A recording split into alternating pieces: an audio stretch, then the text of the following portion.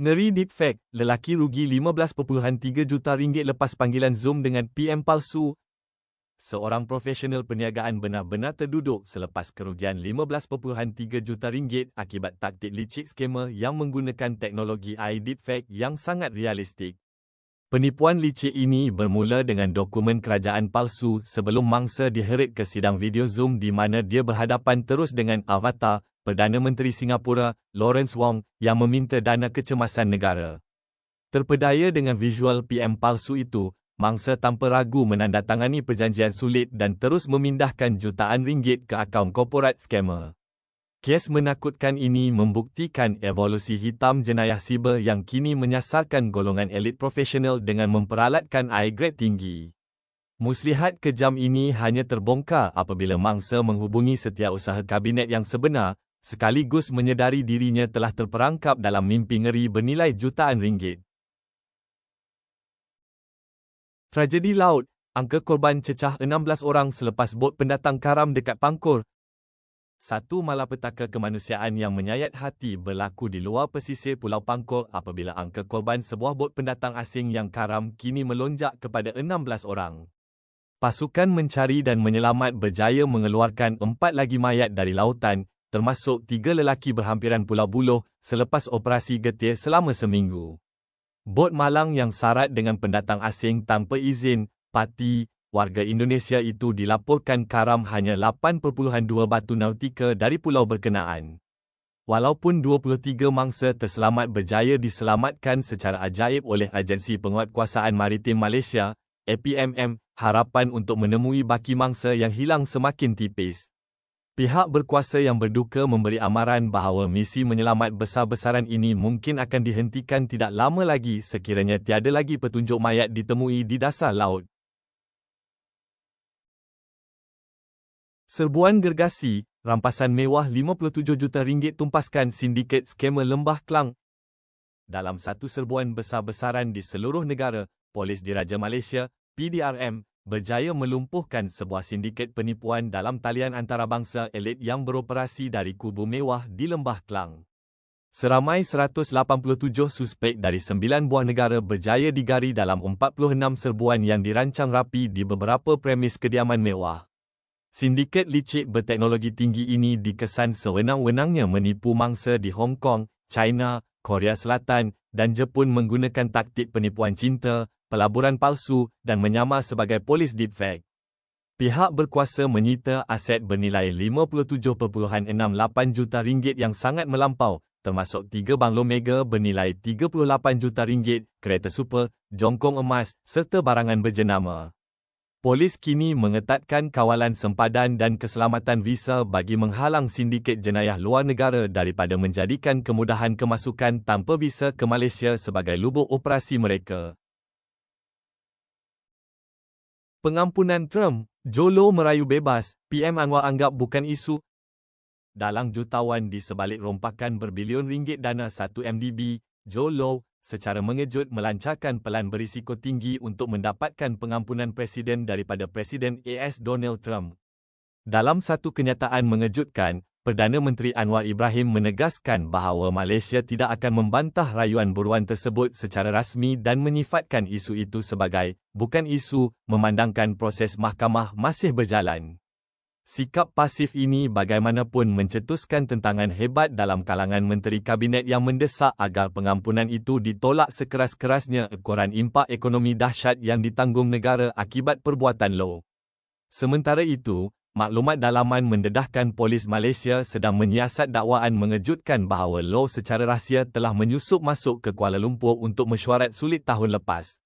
Penyiasat sebelum ini mendedahkan wang berbilion ringgit yang dicuri itu telah dihabiskan untuk membeli kapal layar mewah, karya agung Van Gogh dan membiayai filem blockbuster Hollywood The Wolf of Wall Street. Detik cemas, remaja 14 tahun gigit tangan penculik demi lepaskan diri. Suasana petang yang tenang di Pekan Simpang Kuala berubah menjadi mimpi ngeri apabila seorang pelajar perempuan berusia 14 tahun menjadi sasaran cubaan culik yang kejam di siang hari. Seorang penunggang motosikal tiba-tiba menyerang mangsa, mencengkamnya dengan ganas dan menekuk mukanya bagi menghalang remaja itu daripada menjerit meminta tolong. Enggan menjadi mangsa, remaja berani itu bertindak nekat melawan, menggigit tangan penyerang dengan sekuat hati sehingga cengkaman terlepas sebelum memecut laju ke pusat tuisyen berhampiran. Kejadian cemas itu telah mencetuskan kebimbangan besar dalam komuniti setempat, sekaligus melancarkan gerakan memburu habis-habisan oleh Jabatan Siasatan Jenayah, JSJ. Pasukan forensik kini telah turun ke lokasi kejadian untuk mengumpul sampel DNA bagi menjejaki pemangsa berbahaya tersebut di bawah Akta Perlindungan Kanak-kanak yang ketat. Laluan berapi, kemalangan 5 kenderaan cetus letupan marak dalam terowong Penang. Pengguna jalan raya di Pulau Pinang dikejutkan dengan babak ngeri seperti filem aksi apabila kemalangan berantai melibatkan 5 buah kenderaan mencetuskan letupan marak di dalam terowong Udini. Sebuah lori trailer muatan tiang konkrit merempuh sebuah van penumpang dan Proton S70, menyebabkan 3 daripada kenderaan tersebut terus dijilat api marak dalam sekelip mata. Secara ajaib, walaupun terowong berkenaan dipenuhi asap hitam tebal yang melemaskan dan bahang api, kesemua mangsa sempat keluar menyelamatkan diri beberapa saat sebelum kenderaan mereka rentung sepenuhnya. Pasukan bomba bergegas ke lokasi kejadian dan bertungkus lumus memadamkan kebakaran besar itu selama 30 minit, manakala laluan utama bandar tersebut lumpuh dalam kesesakan yang sangat luar biasa. Saksi yang trauma hanya mampu melihat dari jauh ketika anggota trafik bertindak pantas melencongkan ribuan kenderaan daripada melalui terowong maut berkenaan. Sempadan maut, kapal keempat Malaysia redah Selat Hormuz di tengah perang AS Iran. Dalam satu pelayaran maritim yang sangat mendebarkan, sebuah kapal sokongan milik syarikat Malaysia, Vantris Energy, berjaya melepasi Selat Hormuz yang bergolak ketika perang sengit AS Iran sedang meletus. Kapal Sapura 1200 menjadi kapal keempat berkaitan Malaysia yang berjaya melakukan transit berisiko tinggi ini dengan menyusuri sepanjang pantai Iran sebelum keluar ke perairan Oman yang lebih selamat. Laluan tenaga global tersebut dilaporkan terputus sepenuhnya sejak akhir Februari lalu, sekaligus mencetuskan krisis antarabangsa dan meninggalkan ratusan kapal dagang dalam bahaya. Pelepasan dramatik ini hanya berjaya dicapai selepas Perdana Menteri Anwar Ibrahim mengadakan rundingan diplomatik peringkat tinggi dengan pegawai Iran demi keselamatan kapal negara. Walaupun kapal ini berjaya merayakan kemenangan selepas memasuki pelabuhan Muscat, risiko tetap tinggi kerana 2 lagi kapal milik syarikat Malaysia dilaporkan masih terperangkap di dalam zon perang aktif tersebut. Laporan pahit, Bank Dunia bongkar punca sebenar gaji rakyat Malaysia amat rendah. Satu siasatan mengejutkan oleh Bank Dunia akhirnya membongkar realiti pahit yang menghantui jutaan pekerja. Kadar gaji di Malaysia gagal berkembang seiring dengan realiti ekonomi semasa.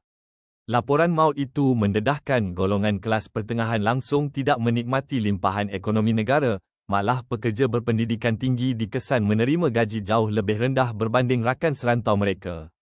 Lebih parah, sebanyak 36% graduan universiti kini terperangkap dalam isu pengangguran tidak ketara, underemployment, di mana mereka terpaksa menanggung penalti gaji sebanyak 50% kerana bekerja dalam bidang yang tidak setaraf kelayakan. Siasatan turut mendedahkan bahawa firma teknologi terkemuka negara semakin mengecilkan pegangan pasaran mereka, sekaligus menyekat peluang kerjaya bergaji tinggi buat golongan profesional yang bercita-cita tinggi. Bagi memburukkan lagi krisis ekonomi ini, Bank Dunia memberi amaran bahawa produktiviti negara yang perlahan dan ancaman banjir akibat perubahan iklim bakal meletakkan sekatan yang lebih kejam terhadap pertumbuhan gaji masa hadapan. Debat subsidi, sebab sebenar potongan RON 95 bakal menghukum golongan T20 bandar.